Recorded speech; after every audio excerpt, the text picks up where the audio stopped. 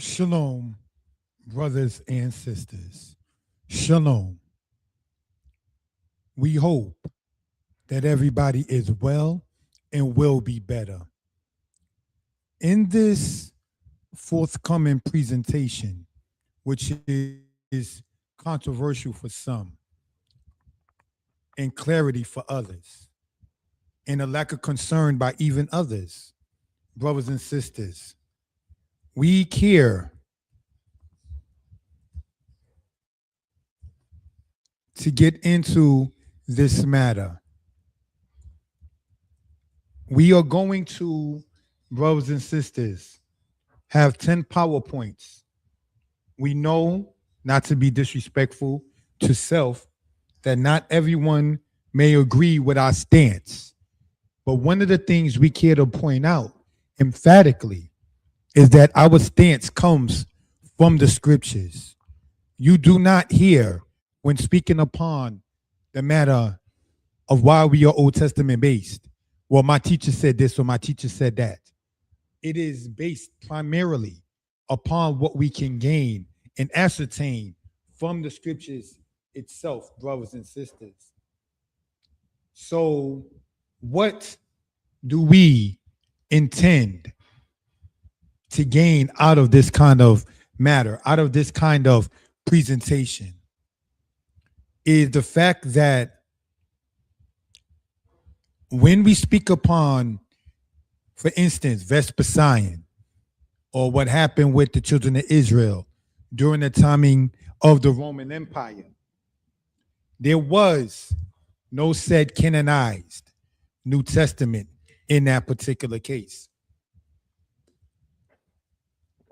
The timing that the New Testament places itself when we read in the gospel writings is during the time of Rome's emperor Augustus and his successor Tiberius. The star of the New Testament, said by some as Jesus,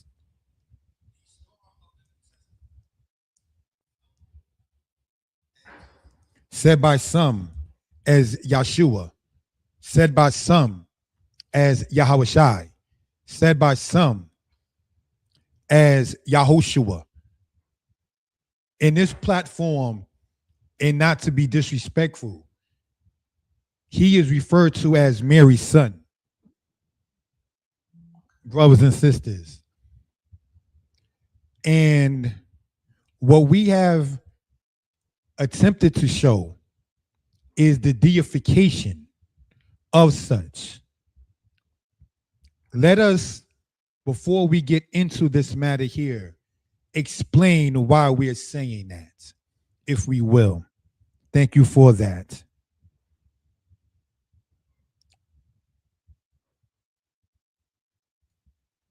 If we were to go, brothers and sisters, into the New Testament, and we were to go to Philippians 2 in the standard King James Version, brothers and sisters, here is what we read in that.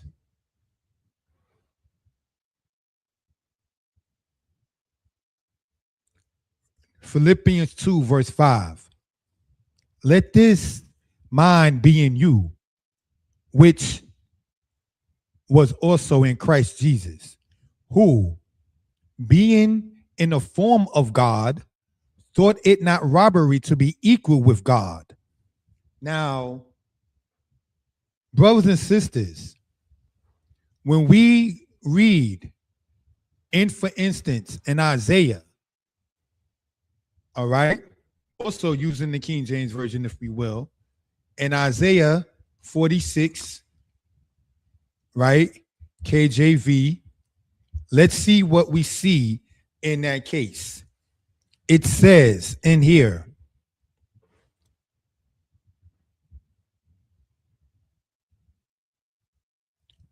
in Isaiah 46, verse 4, and even to your old age, I am he. and even to hoar hairs will I carry you. I have made, and I will bear, even I will carry and will deliver you. We are reading in Isaiah chapter 46. To whom will you liken me and make me the most high equal and compare me that we may be like? Well, now when we go, no offense, brothers and sisters, into the New Testament, in Philippians chapter 2, verse 6, who, this is speaking of Jesus, being in the form of God, thought it not robbery to be equal with God. How can the one who was born be equal to the one who made humans? How can one, even said to have walked on water, be equal to the one who made water? How can the one who made the heavens and the earth be compared to beings who cannot be on earth or beings who cannot be in the heavens? Who said of himself in the Bible, in Isaiah, says, the heaven is my throne and the earth is my footstool. So, in that being the case, if we will, how then is one, in this case, Mary's son or anybody else's son, equal to the everlasting Father? So what some have done, believe it or not, have gone into the Old Testament and sadly mistranslated parts of such. Let's go to a famous one, if we will, with the timing allotted. Somebody made a comment and talk about it. Moray, Groove, NYC. Shalom, my brother or sister. Peace to you. I don't know your gender, so I say brother or sister, but thank you for joining us in this. All right. Let's look about it, if we will. We are going to pull a PowerPoint up, but that's later.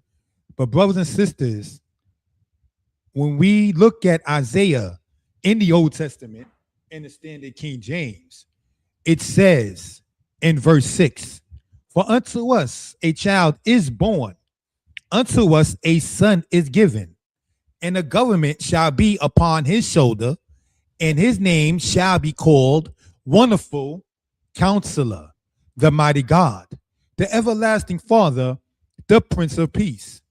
Of the increase of his government and peace, there shall be no end, upon the throne of David and upon his kingdom, to order it and to establish it with judgment and with justice, from henceforth even forever. The zeal of the Lord of hosts perform this.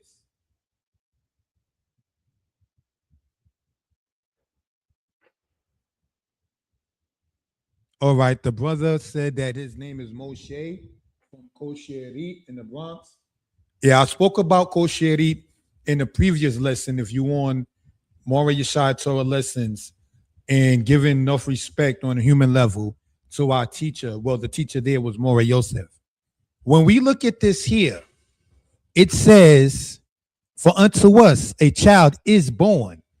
So now, who is the us that Isaiah chapter 9, verse 6 is talking about? The people. You read about Zebulun and Naphtali in verse 1.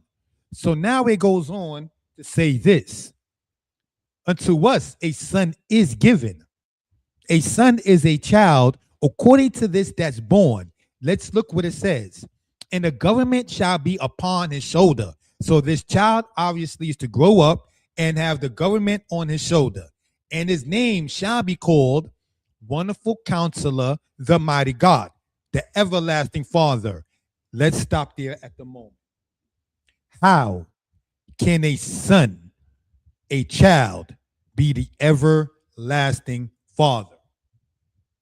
A son can become a father, but if you're from everlasting as that father, how could you come into the earth as a son unless you're talking about, as they say in Christianity, the concept of some parts of the New Testament that God became man and dwelt among men? Not that we pass away and our spirit may go up, as Solomon says, but the physical stays down. So what is going on in this particular case, as we see in Philippians, brothers and sisters, is a matter of man being made into God. Philippians 2 verse 7 in the New Testament, but made himself of no reputation and took upon him the form of a servant and was made in the likeness of men. And being found in fashion as a man, he humbled himself and became obedient unto death, even the death of the cross. This, and I say in no disrespect, brothers and sisters, is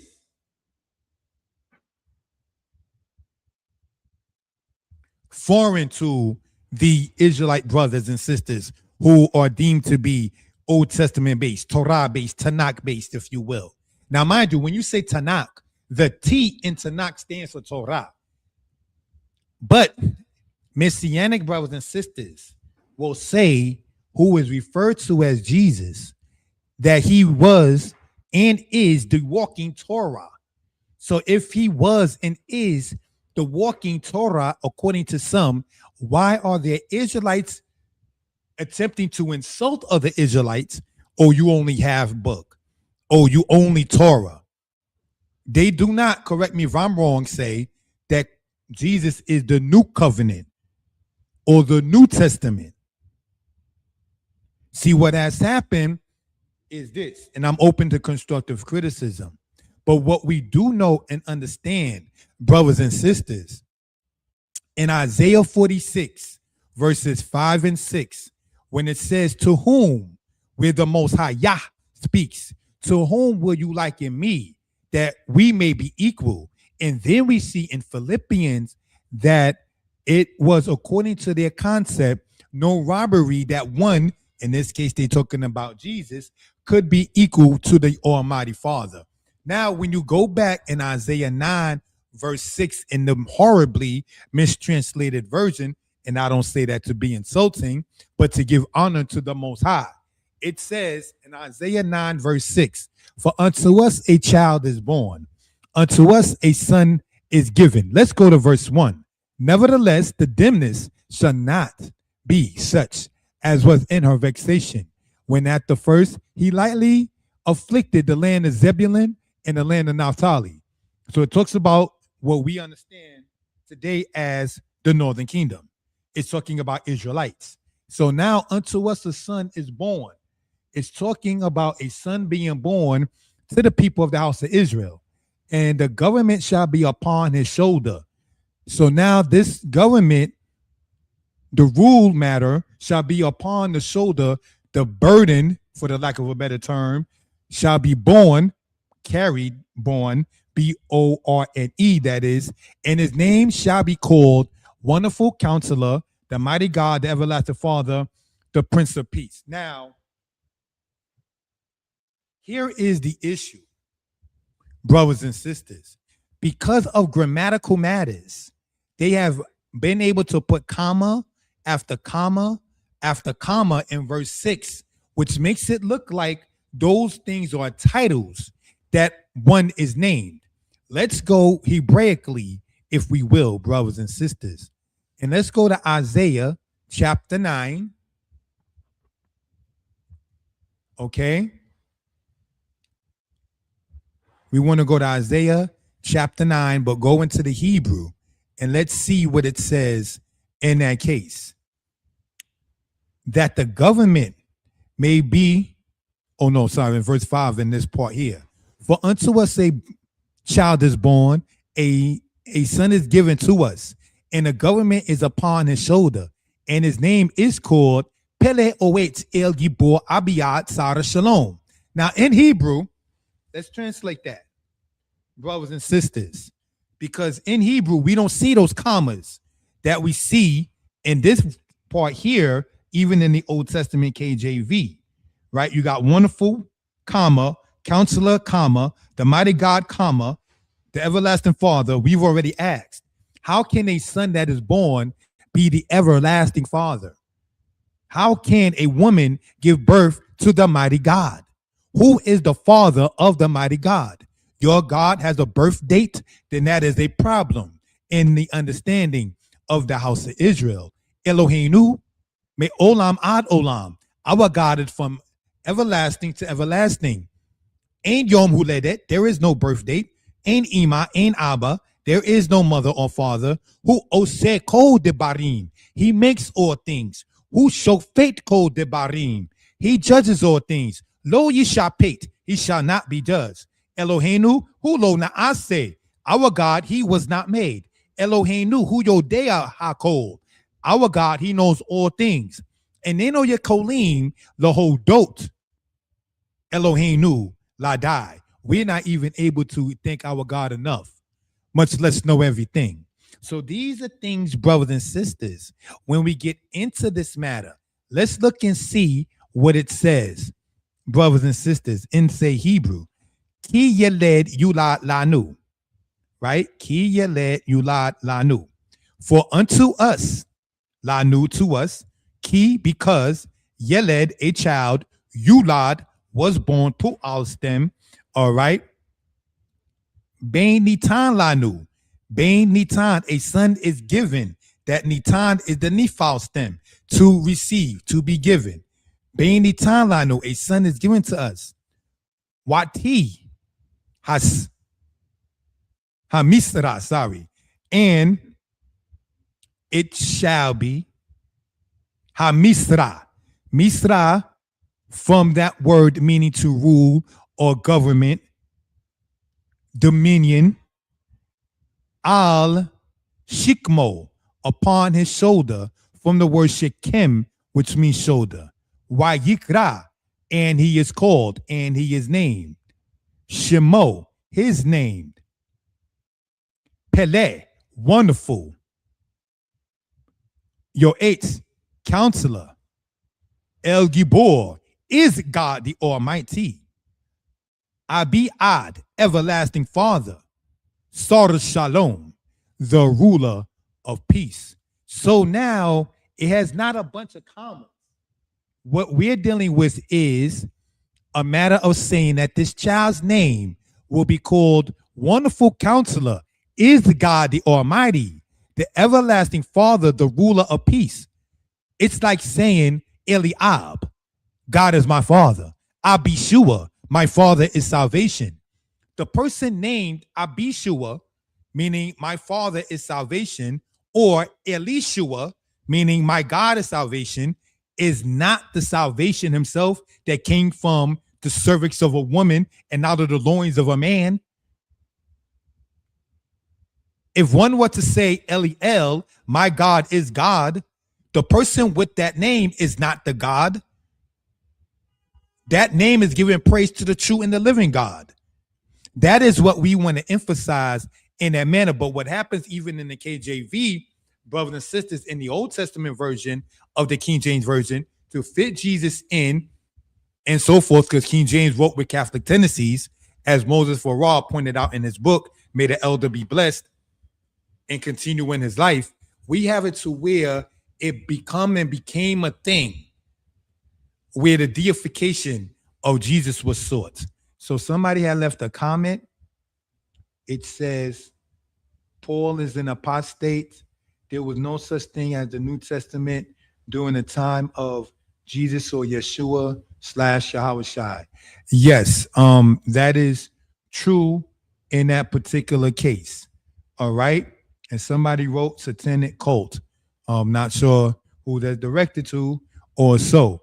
But brothers and sisters, when we deal, if I may be heard, brothers and sisters, please press the number 4 of viewing good spirits. We want to explain with that intro, which was an intro,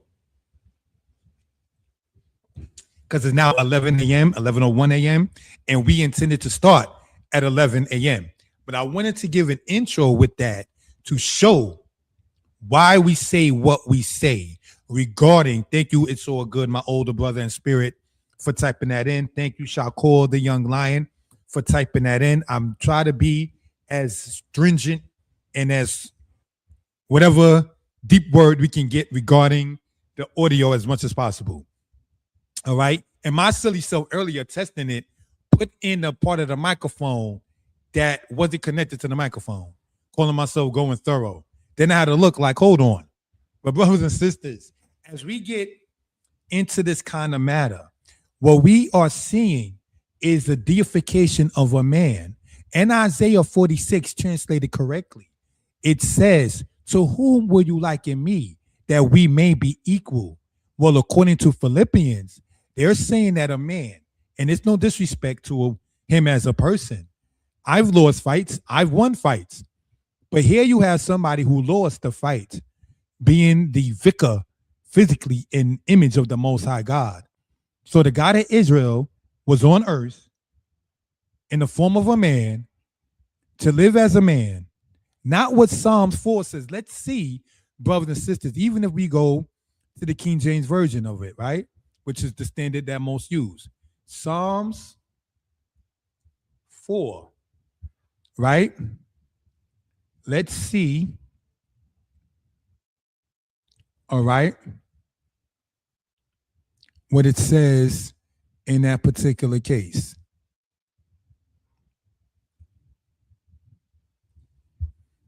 All right.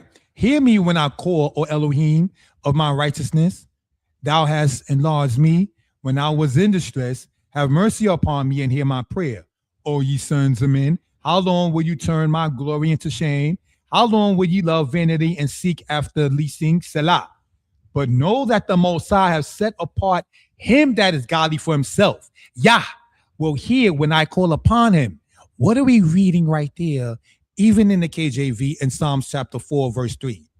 The Most High set apart him that is godly. Man has to be, if anything, like God in being godly, not God being manly. You shall be holy, for I, the Lord thy God, am holy. That's in Leviticus. We are the image of the Most High, not the Most High, the image of us. Not that he came down and lived as a man and sinned and got killed and beat up. Prior to that, he became the sacrificial lamb, an animal. And this is not as men to be disrespectful. When people would say that God is a physical man with arms as us and hands as us, are we to think that he has a phallus, a male private organ? Is that what we're saying? Do people who want to say that Yah has a wife named the Asherah had children? Absolutely not. But let me digress and get back, if we will. When you hear people say, quote unquote, Asherah is the wife of Yahweh, what they're saying is first blasphemous. Secondly, the Most High Yah in the book he's spoken said, if anything, Yisrael, Israel is his wife in Isaiah 54. Why? Because a husband carries his wife. A husband betroths his wife, takes care of his wife. So that's husbandry in that particular case. But all of that is not understood, brothers and sisters, when you start to deify a man and say that this man had to come down, died by the hands of the enemies of Israel, by the orders of Israel. Then we have, if we go, brothers and sisters, no disrespect intended, right?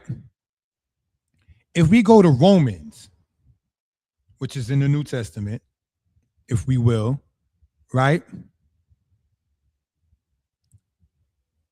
Romans chapter 1.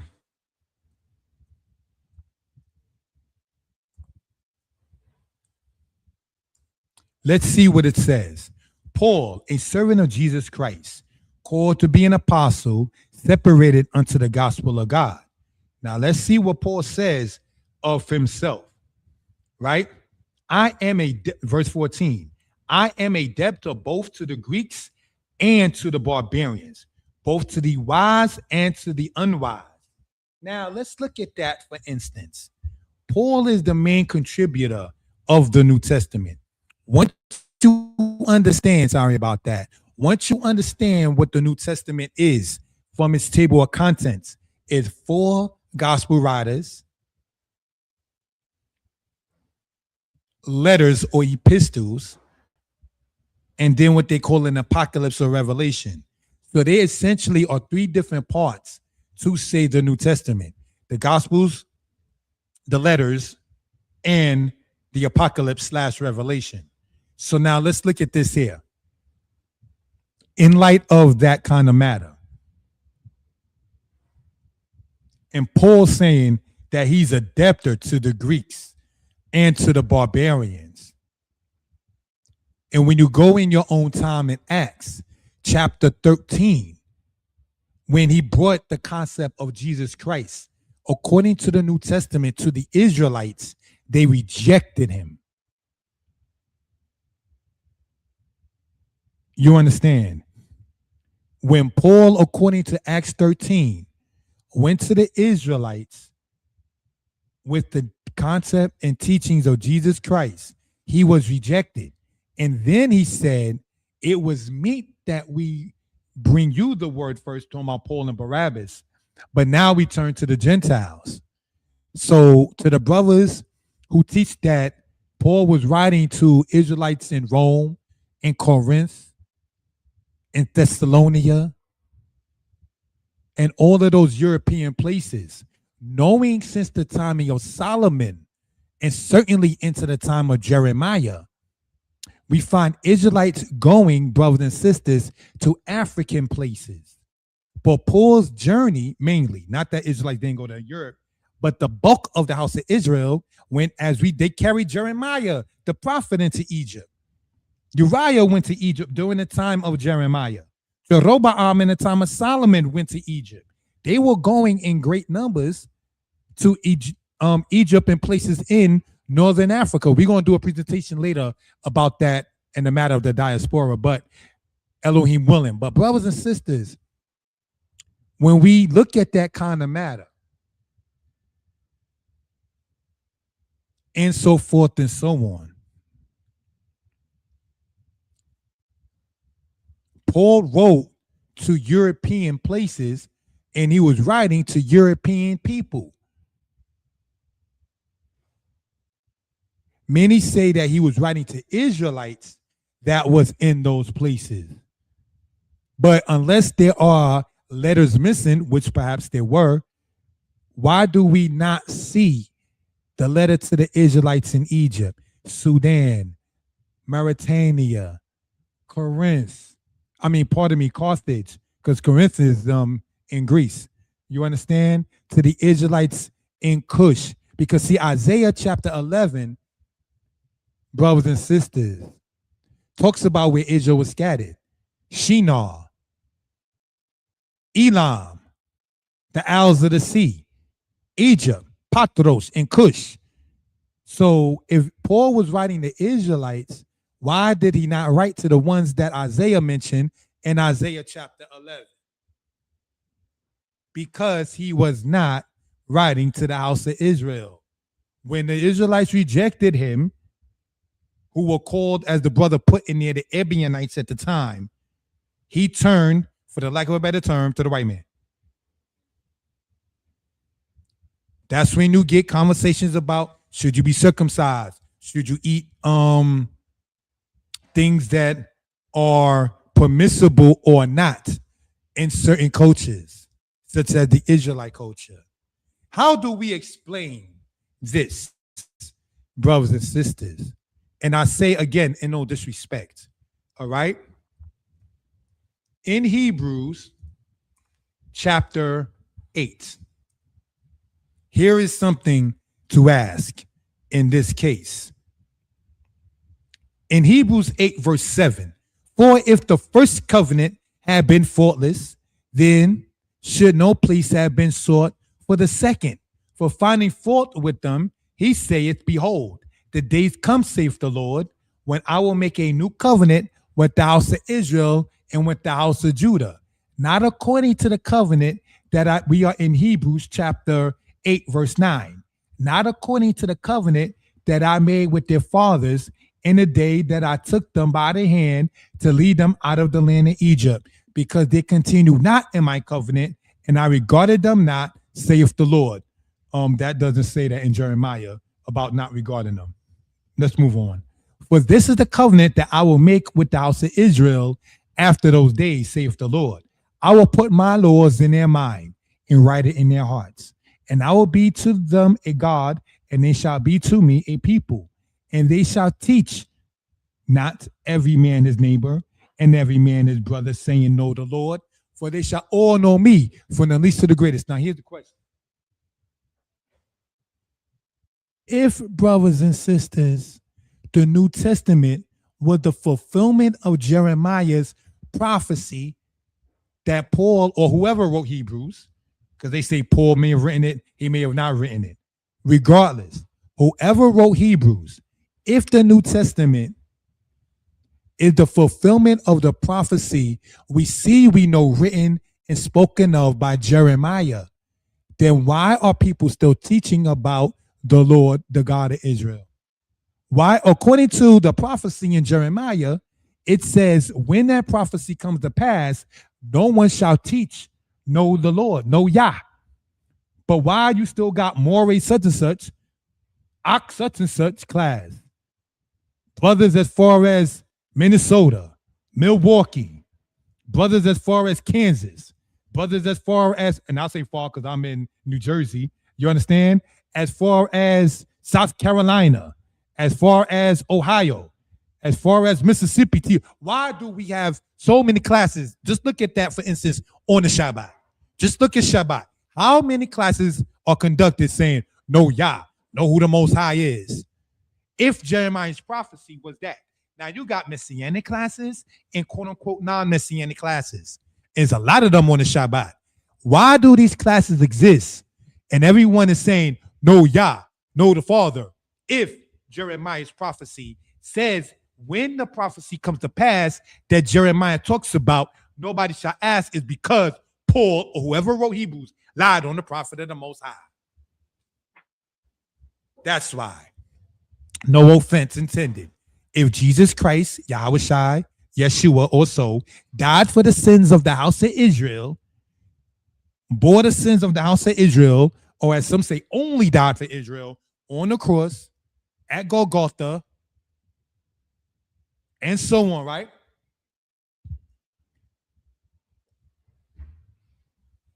Why do you still go to Deuteronomy 28? Why are you still showing pictures of people with the yoke of iron on their neck? Why are you still talking about the ships? Why are we still talking about the diaspora from one end of the earth to the other? Why are we still talking about the byword, the N word, the color word? This person is West Indian. This person is African American, named after two different Caucasians. Why are we still talking about the bywords, hungry, thirsty, and naked, on the ship in the one of all things with a yoke of iron on our neck? Why are we still talking about the broken families? Why are we still talking about his eyes shall be evil toward her and her eyes shall be evil toward him, if Jesus Christ took care of that for us? Because he did not. The words that Daniel spoke upon and said, the oath and the curse that's written in the law of Moses is poured upon us. No one died for you. We're dying because we're not returning to the Most High in the ways, in the numbers that we're leaving this earth. And I don't come here as a prophet, brothers and sisters. But let's continue and see what it also says in here in the New Testament. And it says in verse 11, Hebrews 8:11, and they shall not teach every man his neighbor and every man his brother, saying, know the Lord, for they shall all know me, from the least to the greatest. For I will be merciful to their unrighteousness, and their sins will I, and their sins and their iniquities will I remember no more. And the author goes on to say, in that verse 13, are we ready? And not to be sarcastic, brothers and sisters.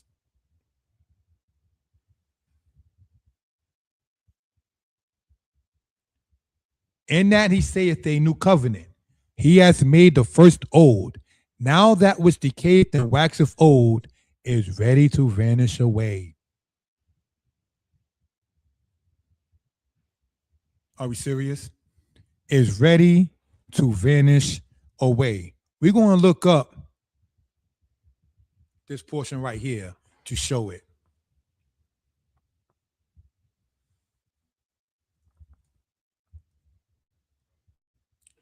Sorry about that.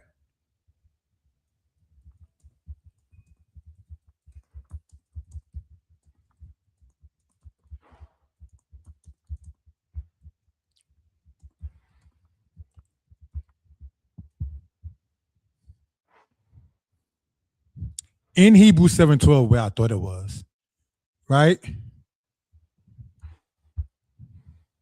It says, brothers and sisters,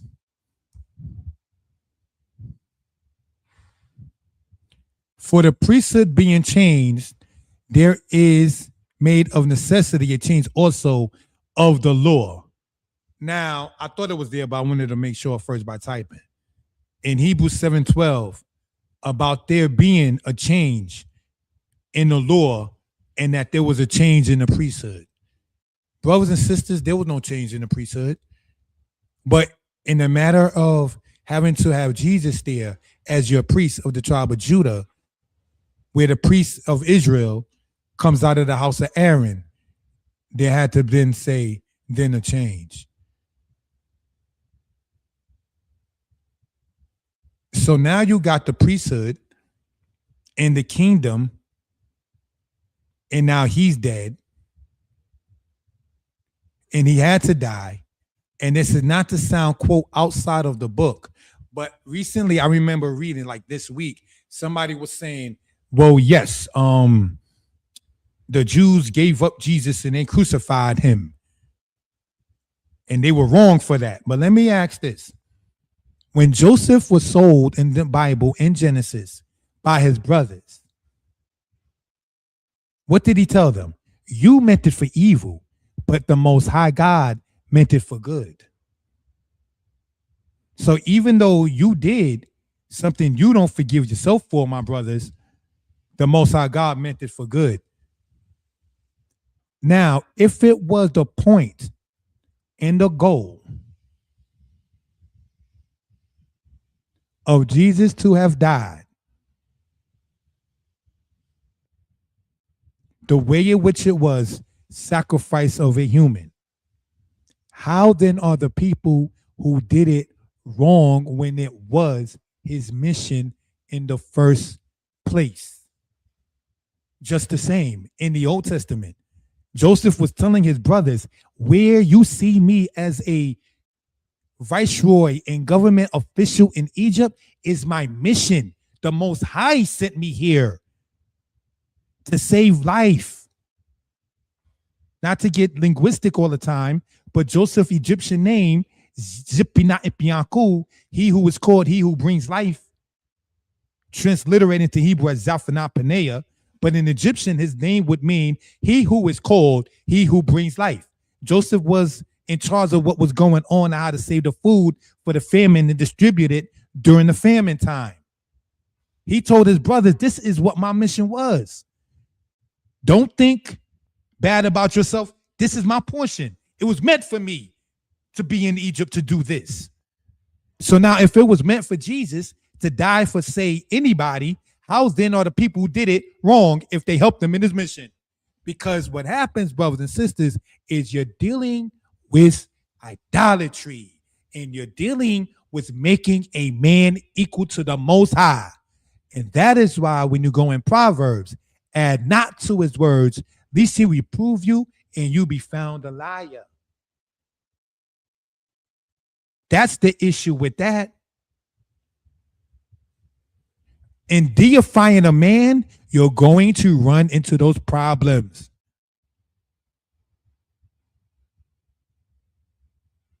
You're going to have those issues.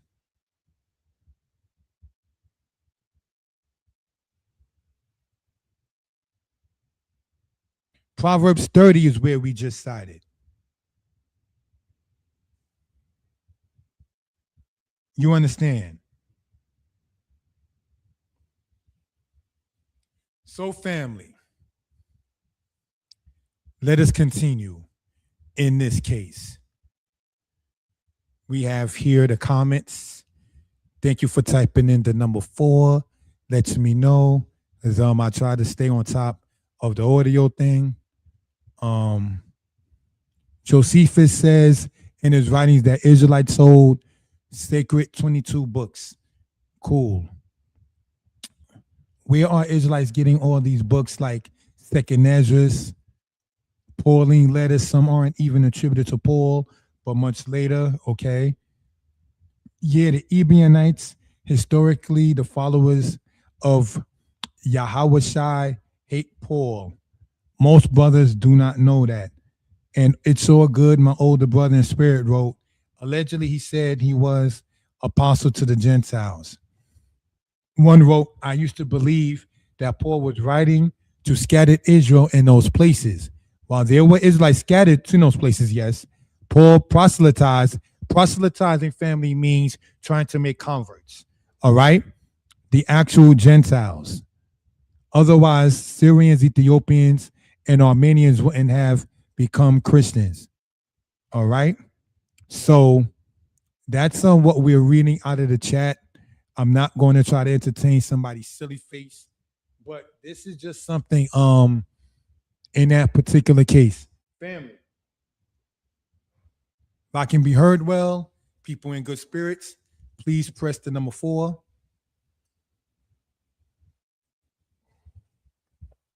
If I can be heard well, family, and people in good spirits, again, I ask you, thank you, press the number 4. All right? Thank you for that. We want to, brothers and sisters, pull up the PowerPoint. It says 10 slides, brothers and sisters. All right? In this particular case. Thank you for pressing, family, the number 4 in this particular case. All right?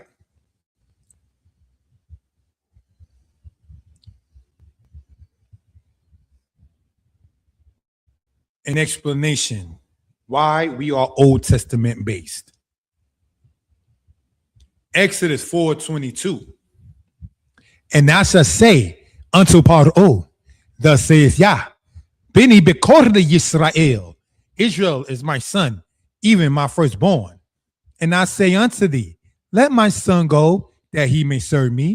And if thou refuse to let him go, behold, I will slay thy son, even thy firstborn. What are we seeing here? The Most High is letting it be known who is his son. Now, we know in Egyptian ways, your firstborn son is a big thing among many men, even not into Egyptian thing or who are not even Egyptian. Your first boy, that's your boy. Your first son, that's, that's what it is, who it is. Well, what's going on here is the Most High, through Moses, is saying to the Egyptians, Israel is that to him.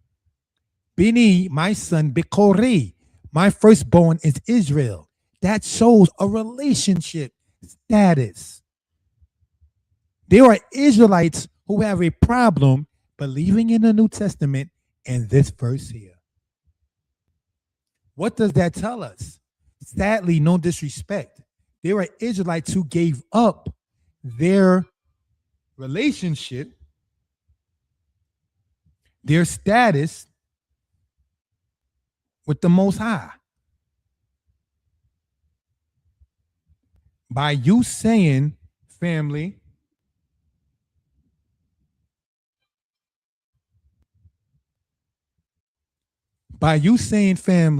somebody else is the son, as in the son in your place, where do you fit in at? Why do we read, don't think of Abraham as our father?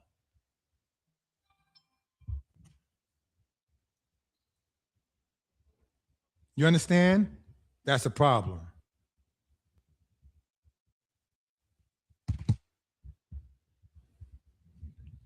Why would that have to say, and then be the case in that manner?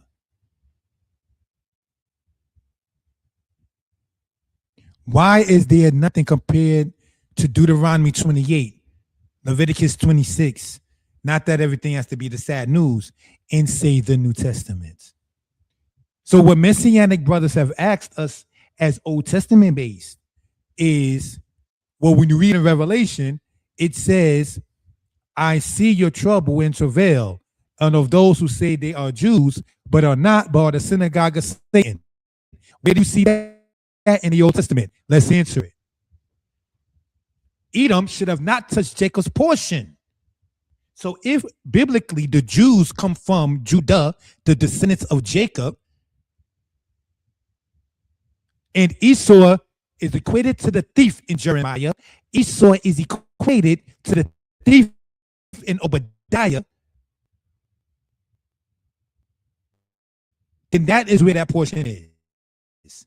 So when you now go and say, well, it says they that are Jews but are not, but are the synagogue of Satan, essentially stealing from the true house of Israel. Edom was already known for doing that since the days of Jeremiah and Obadiah. In Deuteronomy 28, and all your works shall a nation which thou knowest not eat up. So what you've accomplished, your own house of Israel, another people come along, first starting with Esau, then the Nabateans under Ishmael, because maybe no disrespect intended. You call us Old Testament based. You call us half book. So maybe you thought our knowledge, not to sound arrogant, stopped at Malachi, stopped at the Persian Empire. Maybe you didn't know that we read into the Apocrypha and understand what happened with the Maccabees, understood what Daniel was talking about, the kings of the north and the south and the war between the Ptolemies and the Seleucids.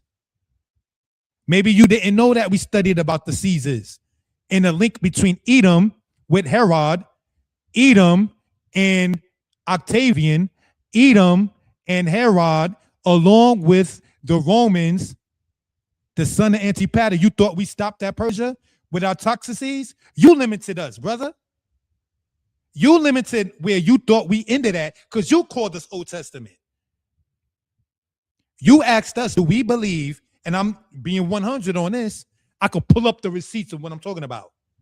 You said that we had to show the proof as if to say Josiah or Hezekiah before him was like the sacrificial lamb. No, we don't say that our kings died for us. We don't sit there and say that our parents died for us. We want our parents to live on. You understand? Precious in the sight of Yah is the death of his saints. Not that precious good thing, but we wanted to sit there and have it prolonged. Not diminished. Not they're going to come back as demons and walk in the street. Not every prophecy they say is of Jesus that was not fulfilled in his 33 years. He has to come back and do again. The one time you see prophecies recurring again and again that you can trace from kingdom to kingdom is something like Deuteronomy 28, because it says all these curses shall pursue and overtake thee. So you can sit there and trace it from the timing of Assyria to America. You understand? You're able to sit there and historically and prophetically do such. But when you give up in so many words and ways, your position, my brother, as the child of the Most High, in Exodus 4:22, in Deuteronomy 14, in Jeremiah 31, verse 9 and 10, and give it to somebody else, and then that somebody else is no longer here. What happened with the relationship that the Most High spoke by Moses?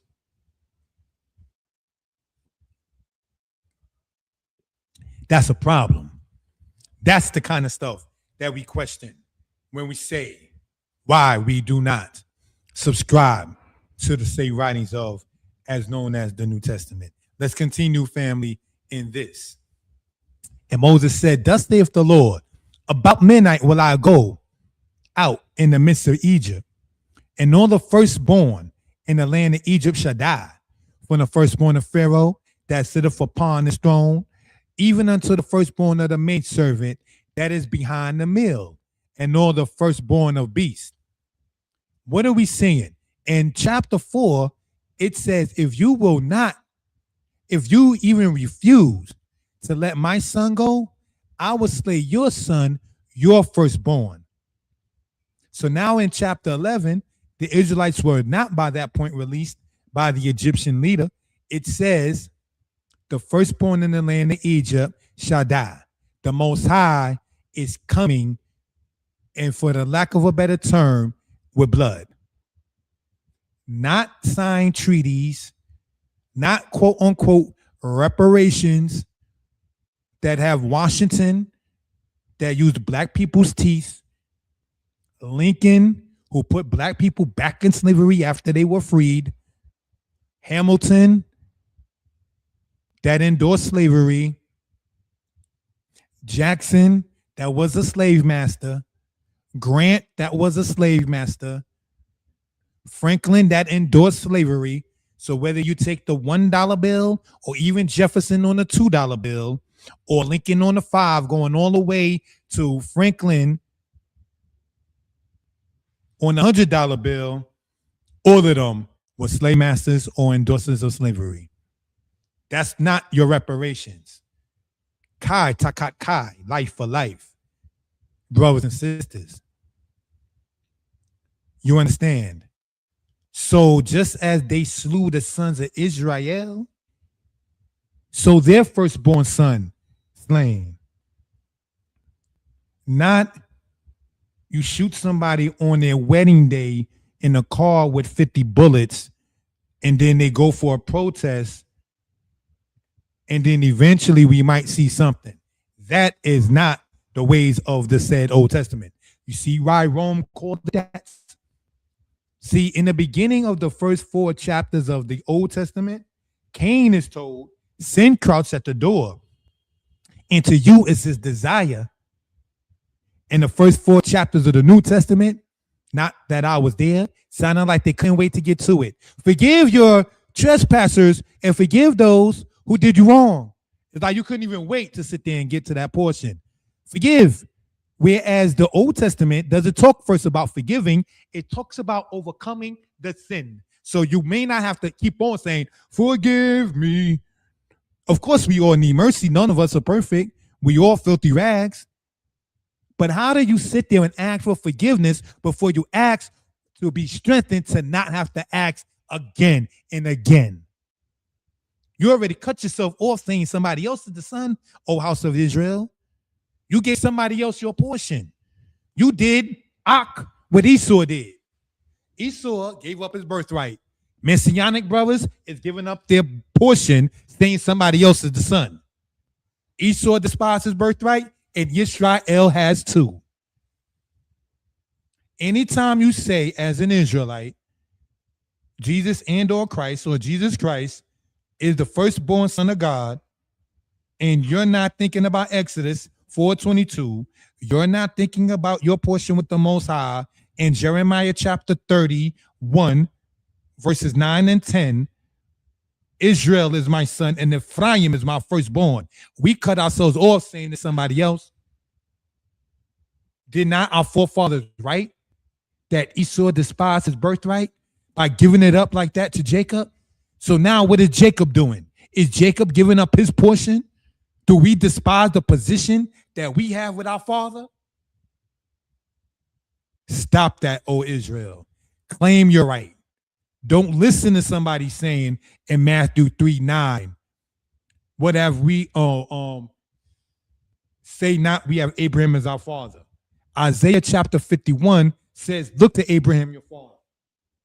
We have a different portion in these nations. Let's continue, family.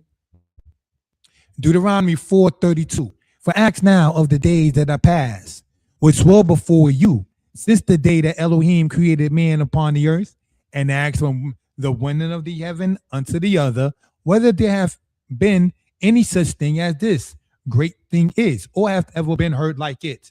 Did ever a people hear the voice of Elohim speaking out of the midst of the fire as thou hast heard and lived? Or has Elohim essayed to go and take him a nation from the midst of another nation by temptations, by signs, and by wonders, and by war, and by a mighty hand, and by a stretched out arm, and by great terrors, according to all that Yah Eloheka, the Lord thy God, did for you in Egypt before your eyes? In other words, did anything like the Exodus happen in history prior to the Exodus happening? No.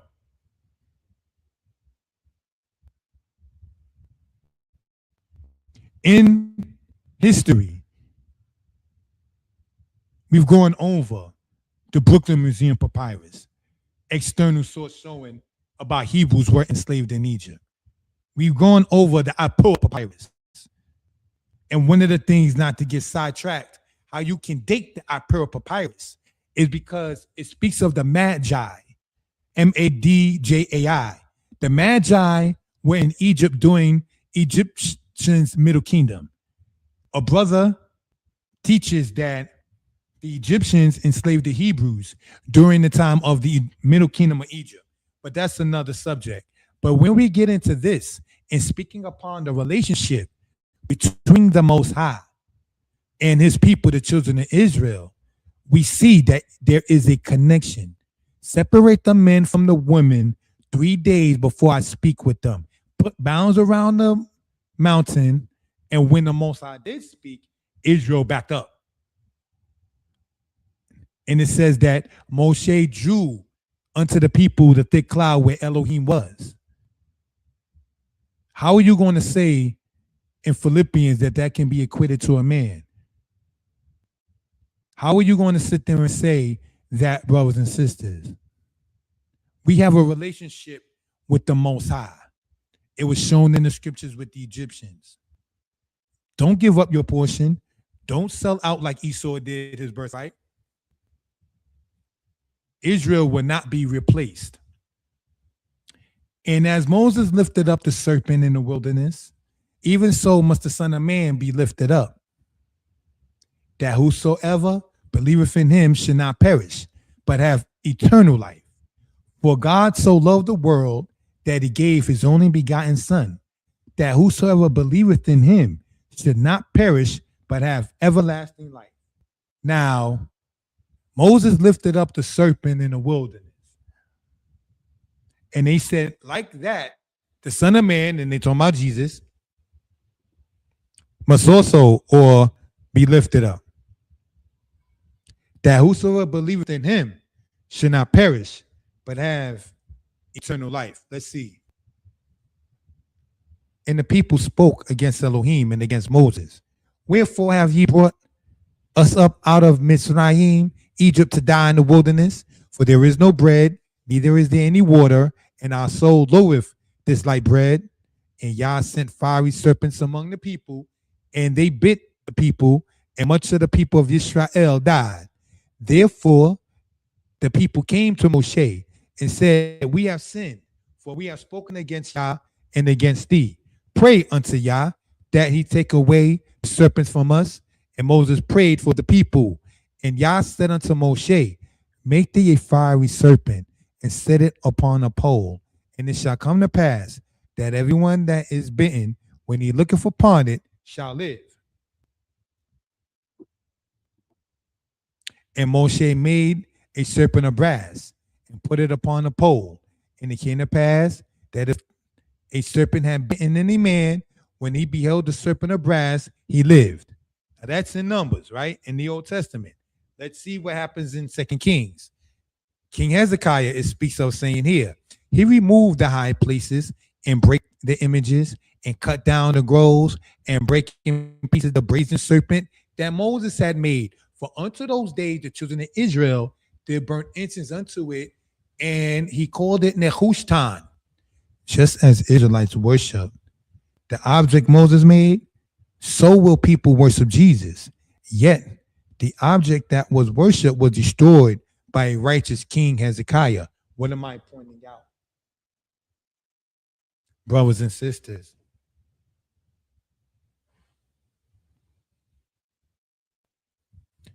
they worship years later the brazen serpent that Moses made. And it was destroyed by a righteous king. King Hezekiah was not reproved or rebuked for destroying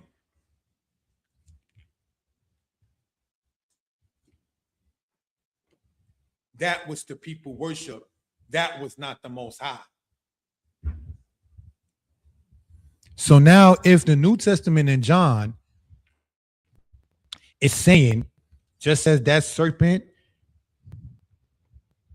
was lifted up in the time of Moses, so shall the Son of Man, and they talking about Jesus in that case, be lifted up. Israelites sadly worshiped that brazen serpent. And Israelites sadly today worship Jesus. So what do you think is going to happen by a righteous king? Just as King Hezekiah destroyed the thing because the people made it a god, and people do make Jesus a god, as we've seen in Philippians, what do you think is going to happen with that? Christianity and its affiliates. Destruction. Let's continue. We've been citing Deuteronomy 14. Ye are the children of the Lord thy God. Ye shall not cut yourselves, nor make any boldness between your eyes for the dead. Deuteronomy 14:1. For I am the Lord your God. Ye shall therefore sanctify yourselves, and ye shall be holy. For I am holy. Do we see the difference? We are to be holy because the Most High is. It's not the Most High becoming manly and then dying by the hands of any man, as the story of Christianity would say. And I have heard it said, and it's not about me, but I've heard it said that Rome killed God. They didn't say Most High or Creator, but who is God? When you're saying that they killed God on a cross, people do believe that Jesus is God in the flesh and was killed. I've heard, not that it's about me, people say God died that time. Crazy. For I am the Lord that bringeth you up out of the land of Egypt to be your God. Ye therefore shall be holy, for I am holy. Because that Abraham obeyed my voice and kept my charge, my commandments, my statutes, and my laws. Hearken unto me, ye that follow after righteousness, ye that seek Yah. Look unto the rock from which you were hewn, into the hole of the pit whence you were digged. Look unto Abraham your father, and unto Sarah that bore you. For I called him alone and blessed him and increased him. And the citations are there. Now in Matthew we see, and think not to say within yourselves, we have Abraham to our father. For I say unto you that God is able of these stones to raise up children to Abraham. Matthew 3. See how the connection is not even sounding close? Bring my son out, let my son go, I'll slay your son. Compared to saying, don't even say you're the son of a man named Abraham. See how the conflict is there, brothers and sisters? Let's read Matthew 5:43 as we close out. And then Deuteronomy 30, brothers and sisters. And then we close out. We have here Matthew 5 as we explain why we are Old Testament based, right? It says in Matthew chapter 5, verse 43, if I can be heard well and people in good spirits, please press the number 4. I know people have in the past, 25 or so minutes ago. It's appreciated. Matthew 5:43, ye have heard that it hath been said, thou shalt love thy neighbor and hate thine enemy. But I say unto you, love your enemies, bless them that curse you, do good to them that hate you, and pray for them which despitefully use you and persecute you, that you may be children of your Father which is in heaven. For he maketh his sun to rise on the evil and on the good, and sendeth rain on the just and on the unjust. For if you love them which love you, what reward have ye? Do not even the publicans the same? And if you salute your brethren only, what do ye more than others? Do not even the publicans so? So, brothers and sisters, what are we seeing in that?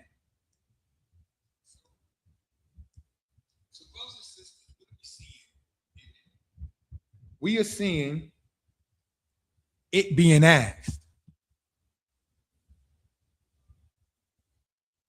for you to love your enemies, bless them that curse you, do good to them that hate you.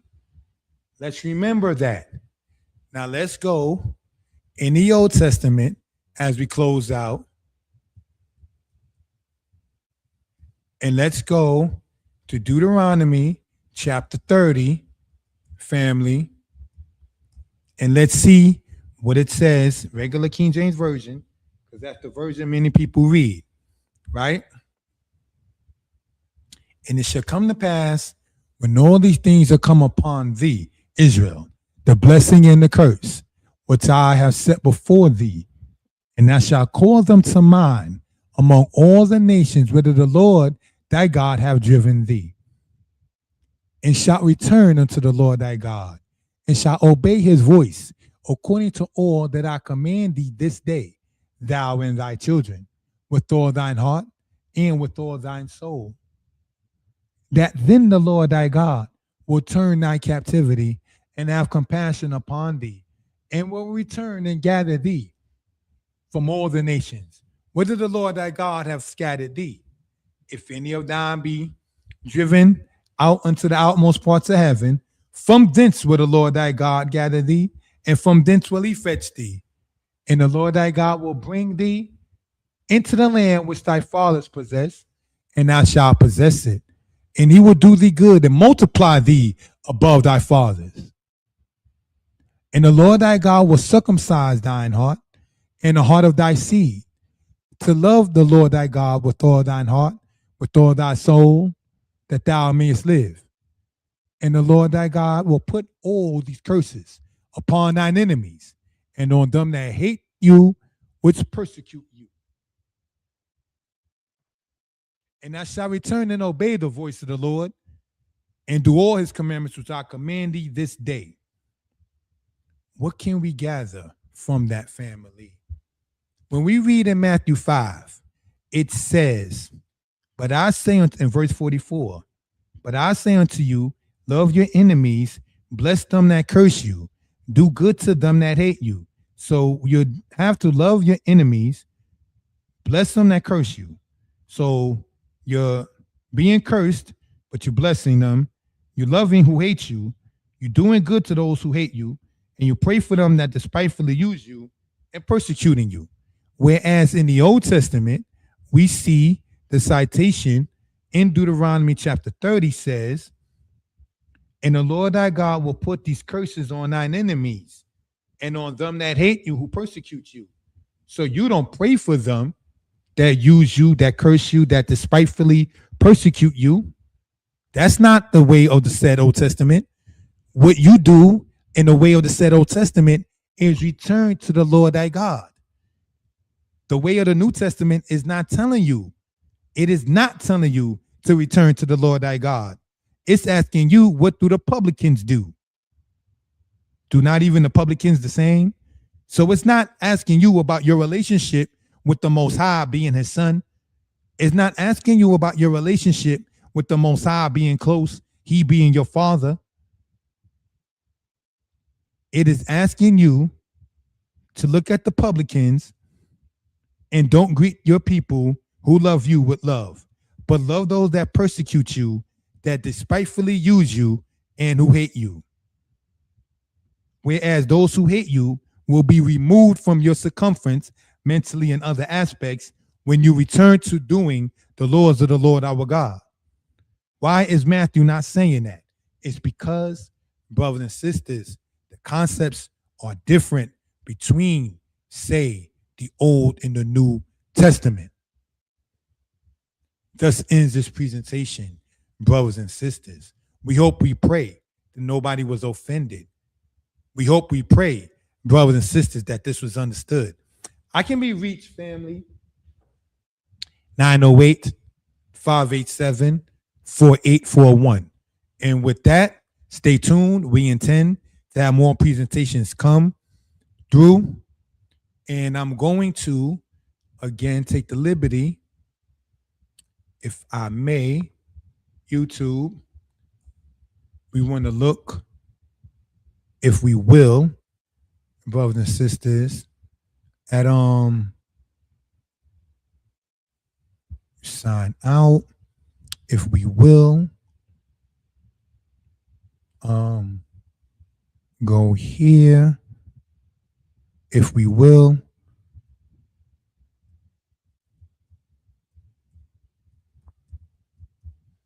Our brother and friend, It's All Good, did a video that I want to put inside of the chat. All right. In this particular case. So if I remember, I think it was on this one. Yes. Now, this video here is done by my older brother and spirit and friend. It's All Good. I have permission from him from last time to sit there and put it into the chat. So I want to do it again. Subscribe to his platform as well, brothers and sisters. And I'm going to put it inside of these videos when they upload. All right. So we are open again to constructive criticism. Everyone may have not agreed. I do apologize if I offended anyone. This is here to let it be known what the truth is. And this is to let it be known what we are into. Brothers and sisters, be well, create a bless, and shalom. Thank you for your time.